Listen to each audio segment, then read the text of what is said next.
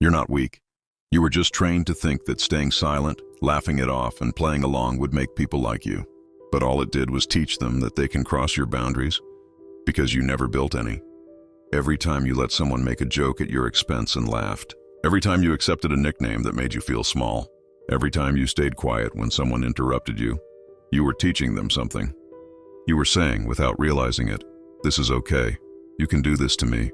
People treat you how you allow them to treat you. That's the harsh truth. And if you feel like everyone's always joking with you, never taking you seriously, always seeing you as the funny little brother, that's not bad luck. That's programming. You taught them you're the one who takes the hits and smiles. But you know what the world really respects? Someone who doesn't need to be liked. Someone who's willing to walk alone rather than be disrespected in a group. The moment you stop asking for approval is the moment people start giving you respect. Respect is not something you ask for. It's not something you demand. It's something you command through your presence, through your silence, through the things you tolerate or don't. And it starts now.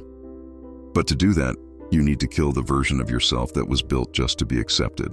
That version is your enemy. And as long as it lives, people will keep laughing. Not with you, but at you. Now let's talk about what respect actually looks like. Not in theory, in the real world. And here's the secret. Real authority doesn't come from talking more. It comes from silence. It comes from stillness. It comes from being the calmest person in the room when everyone else is trying to be loud. It's how you walk in, how you breathe, how you look at people without needing to prove anything. You don't slouch. You don't fidget. You move with intention. And when you speak, you pause. You're not in a rush to be heard. You're not talking just to fill space. And when someone tries to interrupt you, you don't fight back. You just stop, wait, and when they're done, you continue. Unbothered. That's power. That's presence. It tells people, I'm not here to fight for attention. I am the attention. You don't have to pretend to be alpha. You don't need to fake coldness. You just need to stop leaking energy. Most people leak energy through over-explaining, over-smiling, overreacting. But when you master your energy, you master the room. Without force, without ego, just gravity. Now people will still try to test you. That's just how the world works. There will always be someone who tries to get under your skin, especially when they feel your presence rising. So how do you respond? First rule, never react fast. Fast reactions are emotional reactions, and emotions are weapons in the hands of manipulators. Instead, pause. Let silence do the heavy lifting. When someone throws a joke at you, don't laugh. Don't get angry. Just pause, look at them. Let the silence stretch, and then say something simple, neutral but sharp, like, "Is that the best you've got?" Or, "Interesting. Try again." You're not attacking them. You're showing them their words have no power. And sometimes you don't need to say anything at all. Just that look, calm, neutral, unimpressed, is enough to make people rethink how they talk to you. Because the truth is this: provocations die without reactions.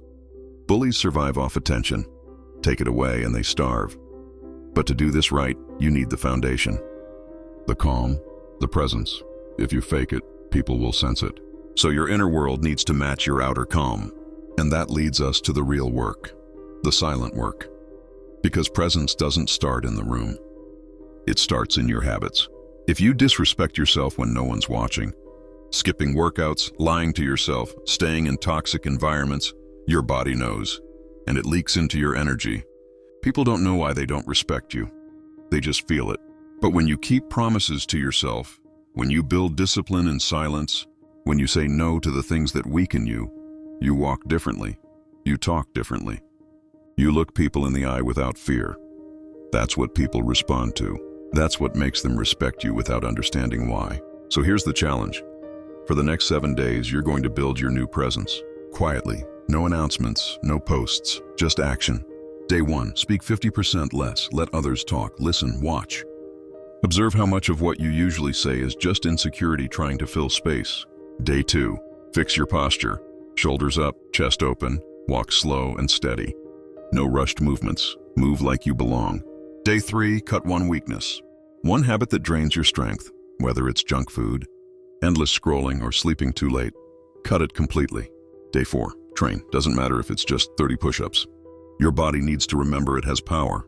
Day 5, face discomfort. Say what you've been avoiding. Set the boundary you've been afraid to draw. Feel the fear. Do it anyway. Day 6, handle a test. If someone disrespects you, pause. Don't overreact. Use the silence, use the stare, respond calmly, or don't respond at all. Day 7, reflect. Sit in silence, alone, no distractions, for 30 minutes. Think about what changed. Feel what shifted, and understand, this is who you really are. Not the version that begs for attention, but the version that commands it by simply existing. After these 7 days, people around you will start acting differently. They won't know why, but they'll feel it. Some will respect you more. Others will pull away because they can't manipulate you anymore. But one thing is guaranteed, no one will joke about you the way they used to. You've built your shield, you've raised your standard, and you've become someone they can't ignore.